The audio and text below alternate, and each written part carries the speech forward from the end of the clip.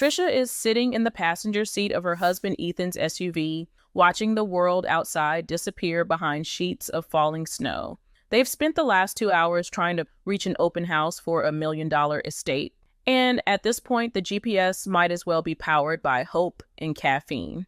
Ethan keeps insisting they're not lost, which immediately tells Tricia they're absolutely, undeniably lost. They've been married just 6 months, still in that sweet spot where you don't want to start a fight over directions, even though every sign around them is screaming that the road died 20 minutes ago. Finally, the trees break. A massive stone mansion stands ahead, tall enough and gloomy enough to look like it hasn't had a visitor since dial-up internet.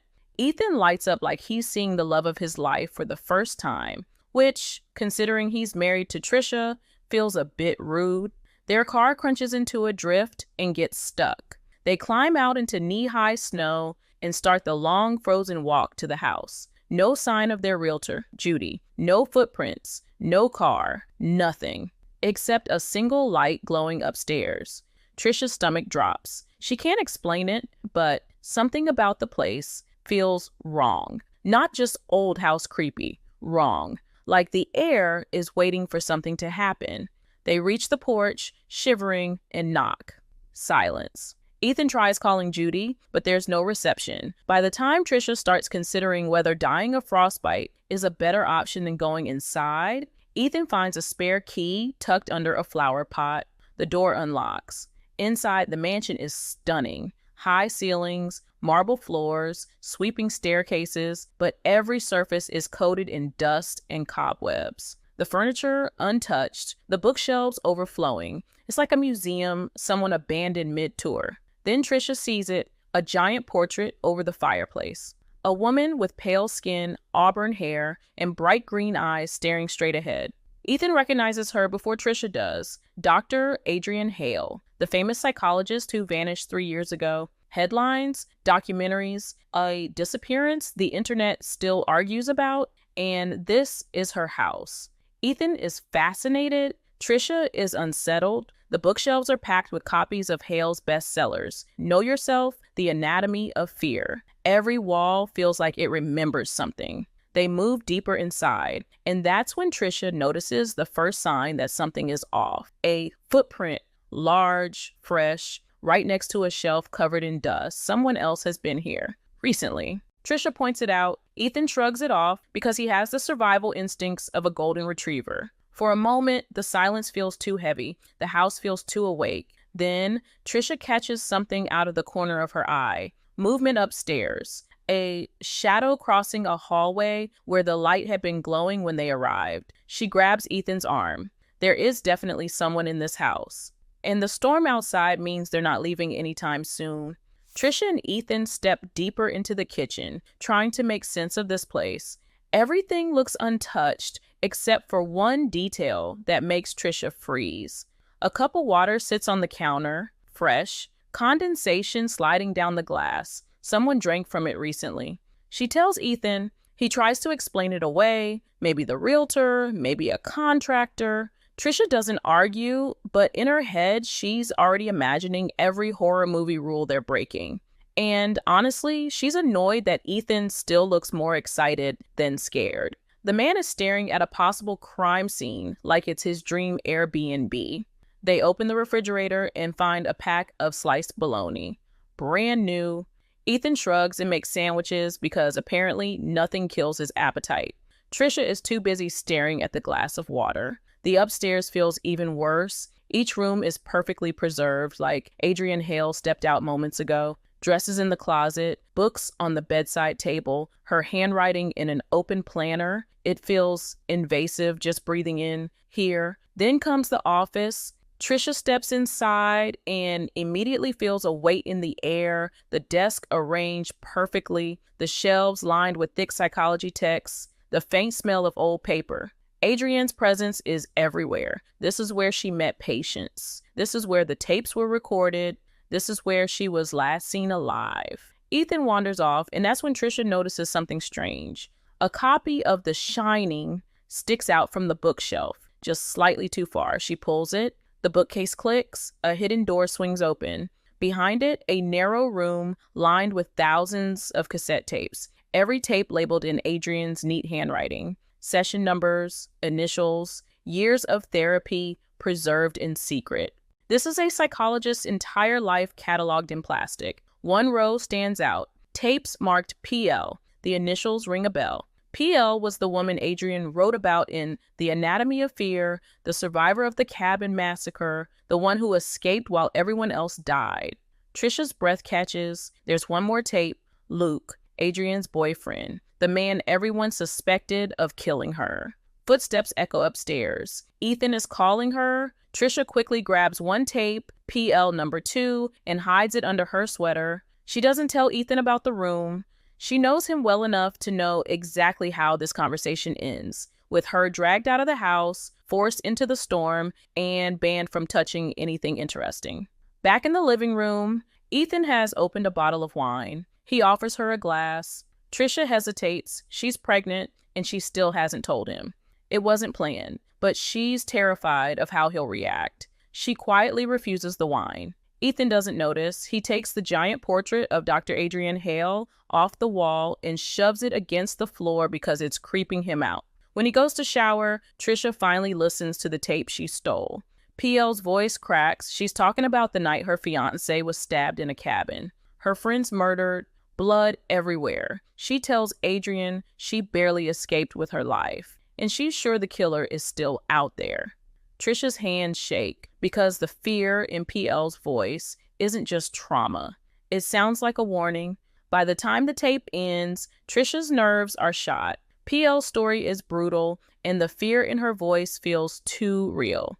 She slips the cassette back into her pocket and goes looking for Ethan. He's changed clothes, not into his own, into a pair of Adrienne Hale's dead boyfriend's jeans. Tricia tries not to react, but internally she's having a full meltdown. Wearing a dead man's pants is not normal behavior, and Ethan acting like it's completely fine is somehow making it worse. She refuses to touch anything from the drawers. There's still no cell service, no landline either. Just the two of them trapped in a mansion belonging to a missing woman, and possibly someone else who's been living here. Ethan suggests they go to bed. The house is freezing. Tricia crawls under the covers but can't sleep. The storm pounds the windows. Every creak in the walls feels intentional. She waits until Ethan starts snoring, then quietly slips out of bed. She goes back to the hidden tape room. This time, she's looking for something specific. Answers. She scans the shelves, noticing Adrienne's pattern. Blue labels for first sessions. Black for follow-ups. Red for final sessions, the last time Adrienne saw each patient. Almost all patients end on a red tape, except one, EJ. EJ's red tape is followed by more black tapes, meaning Adrienne marked a session as his final, then kept seeing him afterward. That's not normal. Tricia grabs the red EJ tape and takes it to the office, locking the door behind her. EJ sounds smug at first, controlling, angry. Adrienne ends the session because he hasn't been paying. EJ threatens her completely calmly. No shouting, no panic, just a promise that she'll regret it. Tricia's stomach flips. EJ's voice sounds familiar. She thinks back to the bottle of wine Ethan opened earlier, a South African Cabernet Sauvignon, the same wine EJ brought Adrienne as a gift on the tape. She wants to grab the next EJ tape, but a sudden crash somewhere in the house makes her jump. She grabs a pair of scissors like a makeshift weapon and tiptoes into the hall. Her heart is pounding. Every doorway looks darker than it should. Every shadow feels too solid. The living room is empty, except the portrait of Dr. Adrienne Hale is back on the wall. Ethan definitely put it face down earlier. Her hands go cold. Someone moved it. She bolts upstairs and shakes Ethan awake, telling him someone is inside the house. Ethan groggily insists she imagined it. She tells him about the painting. He says she misunderstood him. He only moved it once. Tricia wants to scream. She knows what she saw, but the look on Ethan's face tells her arguing won't help. Not tonight. He pulls her close, tells her she's tired, stressed, imagining things. She lies awake long after he falls asleep again, because she's not imagining anything. Someone is moving around this house with them. And they're getting closer. Morning hits too fast. The storm hasn't cleared, and neither has the tension between Tricia's nerves and Ethan's optimism. She walks downstairs and stops cold. The portrait of Dr. Adrienne Hale is off the wall again. Last night it was back up. Now it's down. Ethan insists he didn't touch it. Her skin crawls. She is running out of rational explanations. Tricia bolts downstairs and runs straight to Ethan. She tells him what she found. Ethan dismisses it again, which at this point feels less like confidence and more like denial. Tricia is shaking. She's pregnant. She's trapped in a snowstorm. And now she knows there's a stranger living above their heads. She's freezing, so Ethan finally convinces her to put on something warm. Tricia hesitantly grabs one of Adrienne's cashmere sweaters. Wearing the missing woman's clothes feels wrong, but so does hypothermia. She descends the stairs again, pulling the sweater tighter, and then everything changes. She drops her wedding ring behind the couch by accident.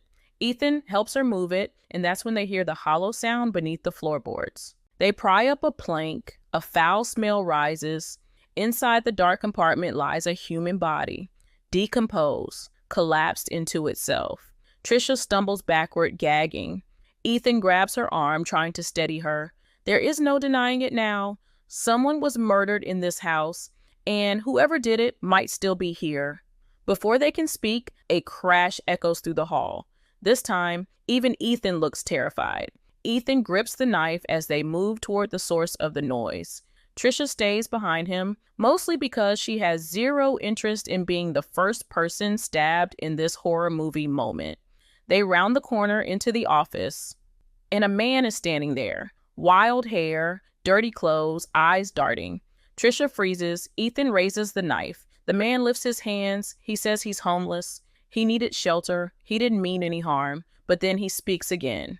And Tricia knows that voice. It's Luke. The man from the tapes. Adrienne Hale's boyfriend. The man the world accused of killing her. Luke insists he didn't kill Adrienne. He explains he's been hiding here because the world destroyed him after the disappearance. He lost his job, his home, everything. He ended up living in the attic because he had nowhere else to go. Ethan doesn't buy a word of it. He demands that Tricia tie Luke up with duct tape. Luke doesn't fight back. He's exhausted, scared, and insisting he's innocent.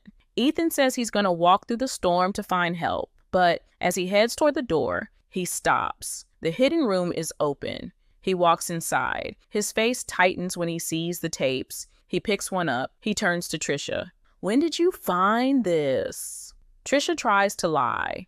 Ethan immediately sees through it. He demands to know if she listened to any of the tapes. His anger hits fast, sharp, cold, controlled. She has no choice but to admit it. He tells her she should have left everything alone, that the police will want the tapes, that nothing in that room is her business. He forces her to promise not to listen to another second of anything. Then he leaves to get help. Tricia waits until his footsteps fade, then rushes back to the hidden room. She grabs the tapes she stashed. She's not done searching for the truth. Luke calls to her, telling her the body under the floorboards isn't Adrienne. The dead person is wearing jeans. Adrienne never wore jeans, and the shirt isn't hers. So who is it? Tricia pockets one final tape, PL number 185, and escapes the room before Ethan returns. She listens. On the tape, PL speaks softly. Too softly. She's calm, confident, not traumatized at all. And Adrienne's voice is different too, sharper. She accuses PL of lying about the cabin massacre, of killing her fiancé and her two friends, of hiding behind the story she made up for fame. And Adrienne tells her she needs her to do something. The tape ends, and Tricia finally admits the truth. She is PL. Her real name is Patricia Lawton. She killed those people in the cabin, and Adrienne knew. The rest crashes over her. Her entire past, all the deaths she's been linked to, the lies she built her new life on, and the fact that Adrienne Hale is dead because of her. Tricia hears Ethan come back inside. She walks downstairs. Ethan stares at her with a new expression, one that tells her he knows exactly who she really is. She confesses everything, the cabin, the murders, Adrienne. Ethan listens and then tells her something he's been hiding too. He killed his mother, 2 killers, 1 marriage, 0 conscience, and somehow they both look relieved. Luke knows too much. They agree on what needs to be done together. 2 years later, the house is theirs. Their daughter plays in the yard. The grass grows thick and green over the bodies buried beneath it. Tricia is pregnant again, and both of them smile every time they pass the spot where Luke is buried, because for the first time in their lives, they found a perfect match.